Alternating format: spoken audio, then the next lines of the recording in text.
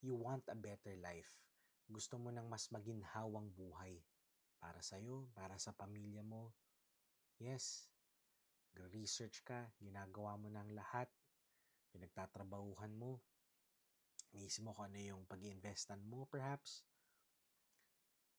Pero ito yung tanong ko sa'yo. Nagawa mo na ba to? Pinag-pray mo na ba to?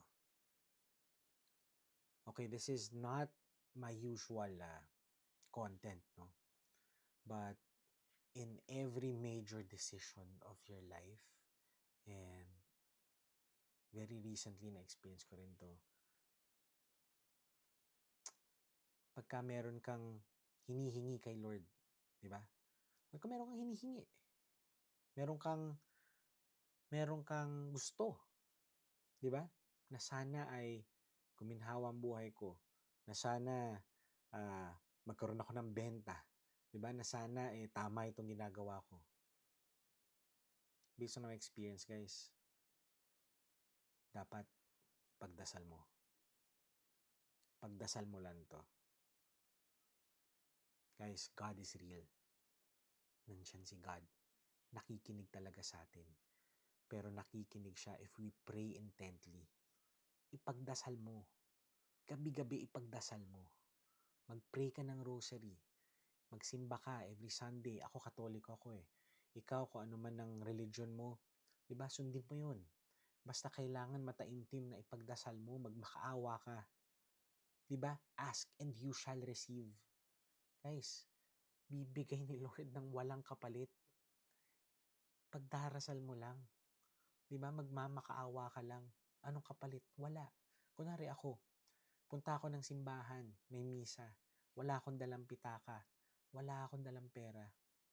Di ba merong mga dumadaan doon, humihingi ng donation? Ano, papwersahin ka ba nila? Hindi, di ba? Guys, makakapunta ka ng simbahan, makakalabas ka ng simbahan, wala kang binibigay, walang kapalit. I'm sharing this with you guys because very recently, talagang na-strengthen ang aking spiritual faith, no? Spirituality. Grabe ako magdasal ngayon. Guys, grabe, hindi ko maintindihan pero bakit ganun pag nagdadasal ako? Tumataas yung benta, nagkakabenta, dumadaming inquiries, di ba? Kumbaga, binabato ni Lord sa akin yung opportunities eh. Binibigay niya talaga eh. Pero after nun, nasa sa akin na eh kung kaya ko bang i-close yun or hindi. Pero minsan, grabe, iniisip ko nga, what if meron akong kliyente, tapos yung mga nako-close ko na kliyente, what if parang binubulungan ni Lord? Parang sinasabihan siya na, uy, kunin mo na to. Yung in-offer ni MJ, kunin mo na. Dahil para sa'yo to. Di ba? Ako naman, nakukuha ko dahil pinagdadasal ko talaga. Di ba? And ano bang intention ko? Ang intention ko ay talagang bigyan ng opportunity yung mga business owners. Di ba? Oh. And then, bigyan din ng magandang cash flow yung negosyo. Bigyan ng magandang opportunity yung mga empleyado ko. Di ba?